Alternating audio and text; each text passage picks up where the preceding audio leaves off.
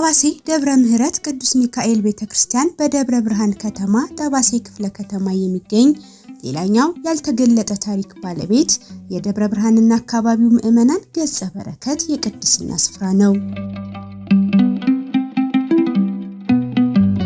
በቦታው ከተገለጠው ምስጢርና ከታየው ምልክት የተነሳም ሽፍኑ ቅዱስ ገብርኤል በመባል ይታወቃል። ጠባሴ ደብረ ሰላም መድኃኔዓለም ቤተክርስቲያን ሰበካ ጉባኤ ስር በአንድ አስተዳደር ይመራል። አስቀድሞ ጦር ኃይሎች ካምፕ ተብሎ በሚጠራው ስፍራ የሚገኘው ጠባሴ ደብረ ምህረት ቅዱስ ሚካኤል ቤተክርስቲያን በቦታው የሚገኝ ዋሻ ውስጥ ያልተገለጠ የቅዱስ ገብርኤል ጽላት እንዳለ ታሪኩን በሚያውቁትና በሰሙት እውነቱንም በተመለከቱት ዘንድ ይታመናል።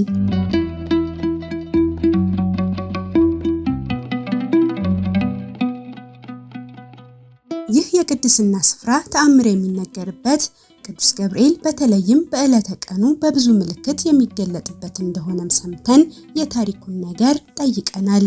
ገና ከ1928 ዓመተ ምህረት ጀምሮ ሽፍኑ ቅዱስ ገብርኤል እየተባለ መንፈሳዊ አምልኮት ሲፈጸምበት የቆየ ተራራ ዋሻ ነው ያከባቢ።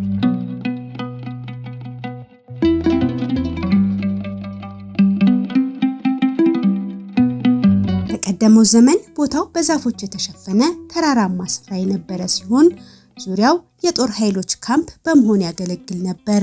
አሁን ባለበት ሁኔታ አልነበረም ያለው። ቦታው እጅግ ተራራማ ነው። ተራራውም እቺ ብቻ አይደለችም፣ በጣም ሰፊ ነው።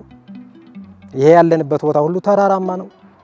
ታላላቅ ዛፍ እንደነበረበት የቀደሙ አባቶች ይናገራሉ። እንዲያውም ከዚያ በፊት ከዚህ ተራራው በስተ ምስራቅ ይሁን በስተ ምዕራብ በውል ባይታወቅም ገና ሽፍኑ ቅዱስ ገብርኤል ከመባሉ በፊት አንድ መዳብ የምትባል እንግሊዛዊ ሴት የግል ትምህርት ቤት እንደከፈተችበት ወይም እንድትከፍት እንዳሰበች ታሪክ ይናገራል።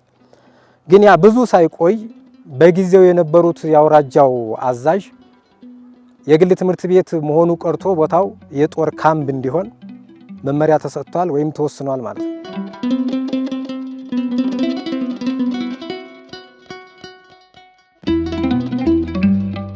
ይህን በጥቅጥቅ ዛፎች ተሸፍኖ የነበረ ግዙፍ ተራራማ ቦታ የጦር ካምፑ ለሚፈልገው አገልግሎት ምቹ ይሆንለት ዘንድ ተራራውን ለማፍረስ በተደጋጋሚ ከፍተኛ ጥረት ተደርጎበት እንደነበርም ይነገራል።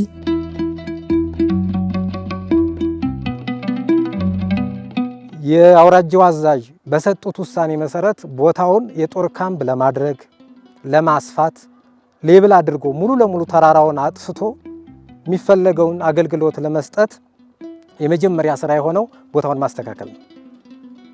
ቦታውን ለማስተካከል ተራራውን፣ ዛፉን ለማጥፋት ቦታውን ሌብል ለማድረግ ብዙ ዋጋ እንደተከፈለ አባቶች ይናገራሉ። አሁን ሽፍኑ ቅዱስ ገብርኤል የተባለበት እዚህ አካባቢ ነው የሚጀምረው ማለት ነው። ከዚያ በፊት ምንም የለም። ግን ቦታውን ሲያስተካክሉ ይሄን አሁን ያለንበትን ጠርገው እዚች አሁን የምታዩት ተራራ በተፈጥሮ ይቺ ብቻዋን የተቀመጠች አይደለች። ዙሪያውን ያለው ተራራ ፈርሶ አሁን ያለችበት ነው የምትታየው እንጂ ተራራው በጣም ሰፊ እንደሆነ ይናገራሉ።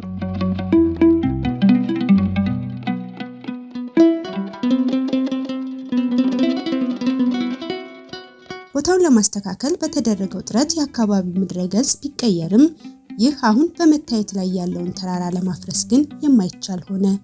ግን ተራራውን አስተካክለው ሙሉ ለሙሉ ለማጥፋት ሲታሰብ እዚህ አካባቢ ሲደርሱ ይህን ተራራውን መናድ ሌብል ማድረግ አልተቻለም። እንደሚሉት ተራራው ላይ ለማፍረስ ስንሞክር የተለየ ሙቀት ይሰማል፣ ጭስ ይጨሳል፣ የእሳት ብልጭታ ይታያል። ስለዚህ ይህን የምናውን ተራራ ዋሻው ያለበትን ተራራ ማፍረስ ስላልቻሉ በቃ እዚህ ተራራ ላይ ወይም እዚህ ዋሻ ውስጥ የሆነ ኃይል አለ ተውት ወደሚባል ተመጣ ማለት ነው። በቃ ኃይል አለ፣ ይሄ ሊፈርስ አልቻለም ተባለ። ሌላው ቦታ በተስተካከለ እዚያ የጦር ካምፕ ሆነ። ይሄ ተራራው እንዲሁ ተቀመጠ። የጦር ካምፕ በመሆን ብዙ ወታደር እዚህ ቦታ ላይ ገብቶ ሰፍሮበታል ማለት ነው።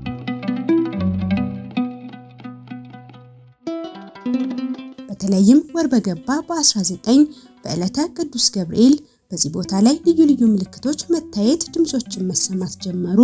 የዕጣን መዓዛም አካባቢውን ያውደው ነበር። ከዚያ በኋላ ወደዚህ ግቢ ማንም ሰው መምጣት አይችልም። እያዋለ እያደረ ግን ተራራው አለመፍረሱ ብቻ ሳይሆን በተለይም ወር በገባ በ19 ይላሉ የቀደሙ አባቶች። ወር በገባ በ19 እዚህ ተራራው ጫፍ ላይ አናት ላይ ድንገት ብርሃን ይታያል። አንዳንድ ጊዜም የደወል ድምጽም ይሰማል፣ የከበሮ ድምጽ ይሰማል፣ የጸናጽል ድምጽ ይሰማል፣ ርቀት ያሉትም እስከሚሰሙ ድረስ ማለት ነው። ግን ይሄ ብዙ ጊዜ ድምጹ ወጥቶ የሚታየውና ተራራው ላይ ያለው መብራት ደምቆ የሚታየው ወር በገባ በ19 ነው ይላሉ። ወር በገባ በ19 ይታያል።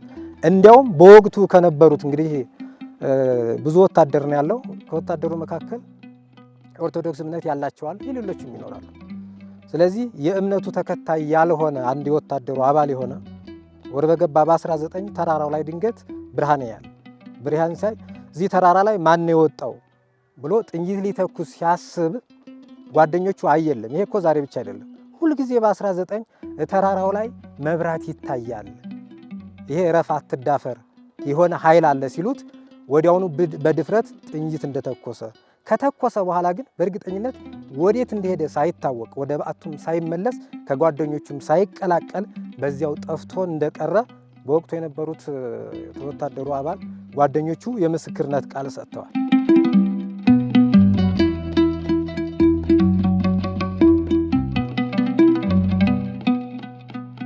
ከሚታየው ምልክት ከሚገለጠው ተአምራት የተነሳ በጦር ካምፕ ውስጥ ያሉ ወታደሮች ይገረሙ፣ አንዳንዴም በመዳፈራቸው የተነሳ በሚደርስባቸው ምልክት ይደነግጡም ነበር።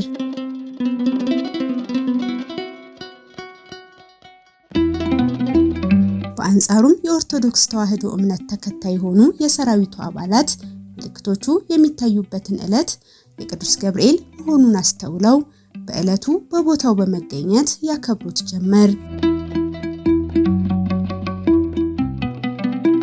በተለይም ደግሞ ወር በገባ በ19 ተራራው ላይ ብርሃን ስለሚታይ የምስጋና የማህሌት ድምጽ ስለሚሰማ የደወል ድምጽ የከበሮ ድምጽ ስለሚሰማ ሌላ ሰው ምእመናን ከውጭ መግባት ባይችልም እንኳን እዚሁ የወታደሩ አባል የሆኑ የኦርቶዶክስ እምነት ተከታይ የሆኑት በየወሩ በ19 እዚህ ተራራው ስር እየተሰበሰቡ ቄጠማ እየጎዘጎዙ ጸበል ጸዲቅ እያዘጋጁ በዚህ የተሰወረ መልአክ አለ፣ የተሸፈነ የሚገለጥ ቅዱስ ገብርኤል በዚህ አለ እያሉ አምልኮት መፈጸም ጀመሩ ማለት ነው።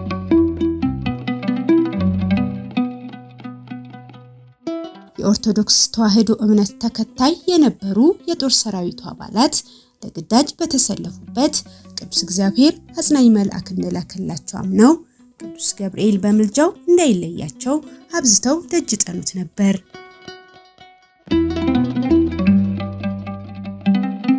ምንም እንኳን በቦታው ላይ ምልክቶች ቢታዩም በተለያየ ጊዜ ግን በተደጋጋሚ ተራራውን ለማፍረስ ሲሞከር የተለያዩ ድርጊቶችን በተራራው ላይ ለማከናወን ጥረት ይደረግ ነበር። ነገር ግን የአምልኮ ስነ ስርዓትን ከመፈጸም ውጪ ተራራውን ማፍረስም ሆነ ተገቢ ያልሆኑ ሁነቶችን በቦታው መፈጸም የማይቻል ሆነ። አሁንም ሙሉ ለሙሉ እቺን ተራራውን ለማፍረስ ይታሰባል፣ ይሞከራል። እንዲያውም በህይወት አለው ተናግረዋል። አቶ በቀለ ሻሚሮ የሚባሉ እዚህ እግዚአብሔር አብ አካባቢ የሚኖሩ ናቸው። ይሄ ቤተክርስቲያን ሲሰራ መጥተው ወደ ምረት ላይ መስክረዋል። ይሄ ሚካኤል ቤተክርስቲያን ሲሰራ እኔ የግሊደር ሹፌል ነበርኩ። ይቺን ተራራ ለማጥፋት ተሞክሮ አልሆነም። እኔም እንዲያውም ወድቄ ከነ መኪናዬ ተገልብጬ፣ ነገር ግን ምንም አይነት ቁስለት በአካሌ ላይ ጉዳት ሳይደርስብኝ ድኛለሁ። ነገር ግን ማፍረስ እንዳልተቻለ፣ ከፍተኛ ሙቀት እንዳለው፣ እንደሚጨስ ማፍረስ እንዳልተቻለ ተናግረዋል። የነሱም ታሪክ በህይወት እዚሁ ቆመው መስክረዋል ማለት ነው።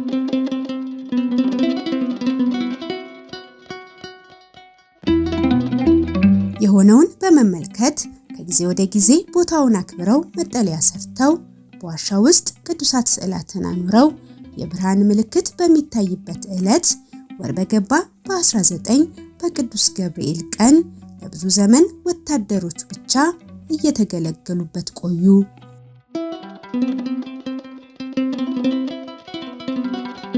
የዚህ ወታደሩ አባል የሆነ 100 አለቃ ወንዶሶን የሚባል በሱ አስተባባሪነት ይቺ የምትታየው መቃኞ እንትን በረን መጠለያ ነገር ተሰራ ማለት ነው። ይሄ ዋሻ ነው። ወደ ውስጥ መጠለያ ነገር ቆርቆሮ ሰርተውባታል ሰሩ። ከዚያ በኋላ የቅዱስ ገብርኤልን ስዕል ተደረገ። እንደ ስዕል ቤት ነገር ሰሩ።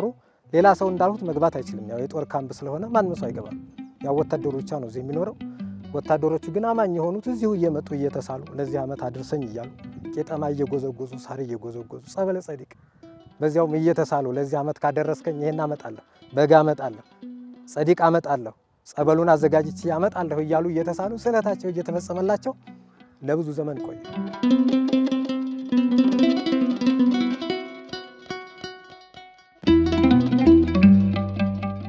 ይህ አገልግሎት ተጠናክሮ የቀጠለ በመሆኑ ቅዱስ እግዚአብሔር ፈቃዱ በሆነ ጊዜ ሁኔታዎች ሲፈቅዱ ከሰራዊቱ አባላት ባሻገር ለአካባቢው ምዕመናን አገልግሎት ለመስጠት ይችል ዘንድ እንቅስቃሴ ተጀመረ።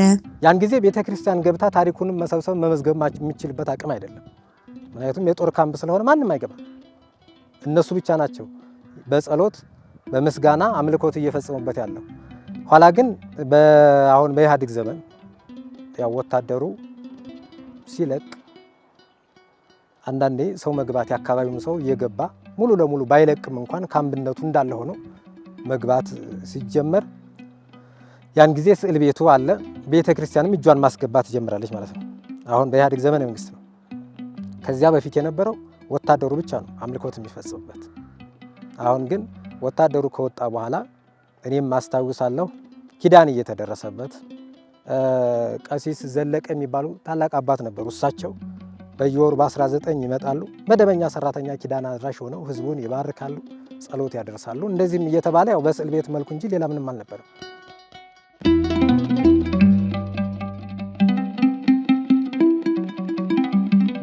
የቦታውን ታሪክ የሰሙ ምህረቱንም የተመለከቱ ምዕመናን ከተለያዩ ቦታዎች መጥተው ፈውስን እያገኙ ቋጠሯቸውን እያስፈቱ ወደ ቀያቸው ተመለሱ። በሄዱበትም የስሙ ምስክር መሆን ጀመሩ። በርካታ ሰዎች ምዕመናንም ህዝበ ክርስቲያን እየገቡ ዝም ብለው ተራራውን እየዞሩ ጸሎት እያደረሱ ከተራራው ላይ አፈሩን ብቻ በመዝገን ቤታቸው እየወሰዱ ከብዙ ችግር እየተፈወሱ ሲመጡ የምዕመናኑ ብዛት መጣ። አሁን ወደዚህ የሚፈሱት በ19 ካምቡ ይፈቀዳል።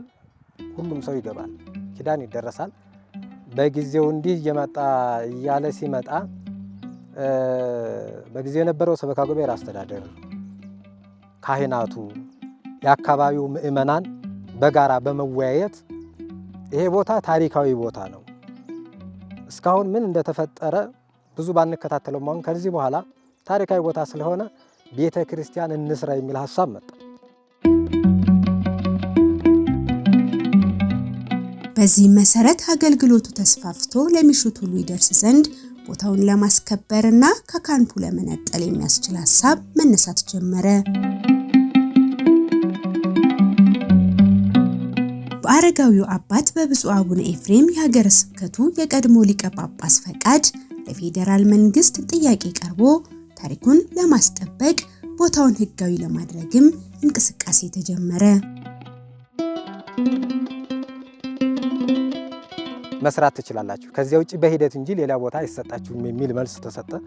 ይሄ ከተገኘ እሰየው በሚል ሰበካ ጉባኤው፣ ማህበረ ካህናቱ፣ የአካባቢው ህዝበ ክርስቲያን ምእመናኑ ከፍተኛ መስዋዕት በመክፈል ታቦተ ሚካኤል ከዚያ በፊት ደብረ ኃይል ቅዱስ ገብርኤል በደባልነት ይከብር ነበር። ከዚያ ታቦተ ሚካኤልን በማምጣት ግንቦት 19 ቀን 2004 ብፁዕ አባታችን አቡነ ኤፍሬም መጥተው እቺን መቃኛዋ እድሳት ተደርጎላት እቺ ዋሻ ውስጥ ታቦቱ ገባ፣ ታቦተ ሚካኤል ገባ ማለት ነው። በወቅቱ ቦታው የጦር ካምፕ በመሆኑ ለቤተ ክርስቲያን መስሪያነት የሚሆን በቂ ቦታ ለመስጠት ባይቻልም ባለበት ላይ ግን ፈቃድ አገኘ። ከዚህም የተነሳ የመቃኞ ስራው ተጀምሮና በፍጥነት ቀጥሎ በ8 ወር ጊዜ ውስጥም ተጠናቆ የቅዱስ ሚካኤል ታቦት እንዲገባ ተደረገ። በተለይ ማህበረ ካህናቱ የአካባቢው ምዕመናን ከፍተኛ ዋጋ በመክፈል ይቺ የቅዱስ ሚካኤል ቤተክርስቲያን ተጀመረ በ8 ወር ውስጥ ማለት ነው። በ8 ወር ውስጥ የቤተክርስቲያን ተጠናቆ ጥር 11 ቀን ከዚህ ከዋሻው ውስጥ ታቦተ ሚካኤል እዚህ ገባ ማለት ነው። በቦታው ምልክት የታየው ወር በገባ በ19 በዕለተ ቅዱስ ገብርኤል ዕለት ሆኖ ሳለ ስለምን የቅዱስ ሚካኤል ጽላት እንዲገባ ሆነ ስንል ላነሳነው ጥያቄም በሰበካው ስር አስቀድሞ ደብረ ኃይል ቅዱስ ገብርኤል ቤተክርስቲያን ያለ በመሆኑ ለአገልግሎት ይመች ዘንድ ነው የሚል ምላሽ አግኝተናል።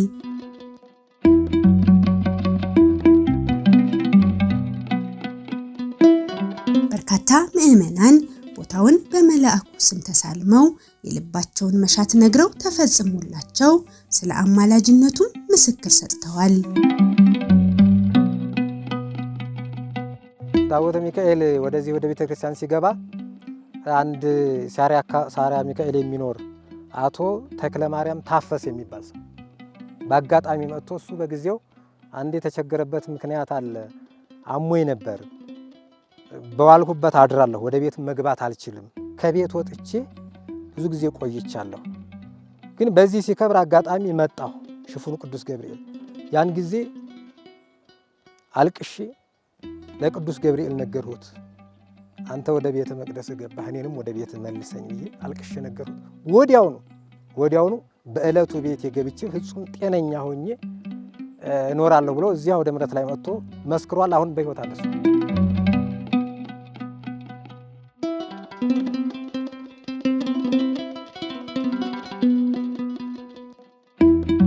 መቃኞ ተሰርቶ የቅዱስ ሚካኤል ጽላት በገባበት ወቅት ብፁዕ አቡነ ኤፍሬም የቀድሞ የሰሜን ሸዋ ሀገረ ስብከት ሊቀ ጳጳስ በቦታው ተገኝተው ቡራኬ ሰጥተው ስሙንም ደብረ ምሕረት ቅዱስ ሚካኤል በማለት እንደሰየሙትም ታሪክ ነጋሪዎች ያስረዳሉ።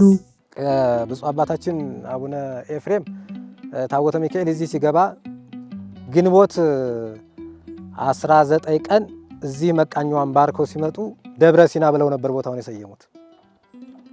እንደገና ደግሞ አይ በቦታው የለም ደብረ ሲና መባሉ ይቅርና ደብረ ምሕረት ይባል ብለው አሁን ደብረ ምሕረት ቅዱስ ሚካኤል ይባላል። ግን በእርግጠኝነት አሁንም ቢሆን በርቀትም ይሁን በቅርበት ያሉት ምእመናን የሚሉት ሽፉኑ ቅዱስ ገብርኤል ነው እየተባለ የሚጠራው። የዚህ ታሪካዊ ስፍራ ምስጢር በሰው አእምሮ ተመርምሮ ያልተደረሰበት ገና የሚገለጥ መሆኑን የሚያስረዱት ታሪክ አዋቂዎች የቦታው አቀማመጥ በጣም አስገራሚና ብዙ የሚገለጥ ታሪክ ያለው ስለመሆኑም ይናገራሉ። ይሄ ተራራዋ እንደምታዩት ውስጡ ክፍት ነው። ያው ታቦተ ሚካኤልም ሲገባ የሰፊ መቅደስ ያህል ነው የዋሻው ስፋት። ከዚያ ወደ ውስጥ የተወሰነ ግንብ ነገር አለው።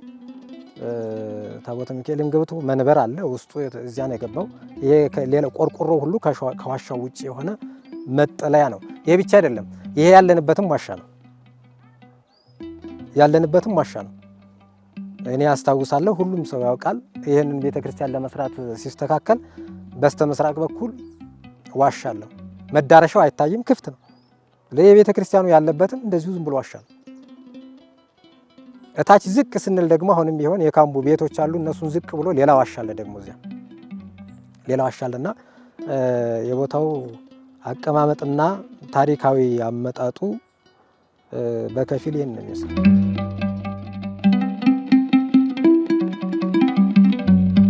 በአሁኑ ወቅትም ይዞታውን ከማስፋፋትና ከማልማት አንጻርም ሰበካው ተግባራትን አቅዶ ለመተግበር ልዩ ልዩ እንቅስቃሴዎችን እያደረገ ይገኛልን ብለውናል። ይህን ያልተገለጠ ታሪክ ባለቤት የቅድስና ስፍራ በቦታው ተገኝቶ መጎብኘት፣ የልማት ስራውንም ማገዝ፣ ታሪኩንም ለሁሉም መግለጽ እንደሚገባም ያሳስባሉ። በዚህ ቦታ ላይ ተገኝተው ገቢረ ተአምራት የተደረገላቸው የእግዚአብሔር ማዳን ያዩና የቀመሱ በነገሩና በሰጡን መረጃ መሰረት ይሄ ተደርጎላቸዋል ብለን ተናግረን፣ ያልተናገሩ ሰዎች ደግሞ እጅግ ብዙ ምእመናን እንዳሉ ይታወቃል። እስካሁን ሽፉኑ ቅዱስ ገብርኤልን የማያውቁ ምእመናን ሊኖሩ ይችላሉ ብዬ አስባለሁና በአገር ውስጥ ያሉት ሁሉ ይህን መረጃ ይህን ታሪክ የሰሙ ከመስማትም በላይ ቀርቦ ማየት ቦታው ላይ ያለውን በረከት ማግኘት መቅመስ ያስፈልጋልና ቦታው ላይ መጥተው ልክ ቅድም ታሪካቸውን እንደነገርንላቸው ምእመናን ህዝበ ክርስቲያን ሁሉ እነሱም ባለ ታሪክ እንዲሆኑና እንዲመሰክሩ ጥሪም ግብዣም ነው የሚጋብዘው። በአንድም በሌላም መንገድ ለሰው ልጆች ሁሉ መዳን የምህረት እጁን የሚዘረጋ ቅዱስ እግዚአብሔር አክብሮ እንከብርበት ዘንድ ኃይሉን የገለጠበት ጠዋሴ ደብረ ምህረት ቅዱስ ሚካኤል ሽፍኑ ቅዱስ ገብርኤል ቤተክርስቲያን ታሪኩን በማወቅ በቦታው ተገኝቶ በመጎብኘትም በልማት ተሳታፊ በመሆንም ጭምር ሁሉም የድርሻውን ይወጣ ዘንድ ይገባል እንላለን። ሰላም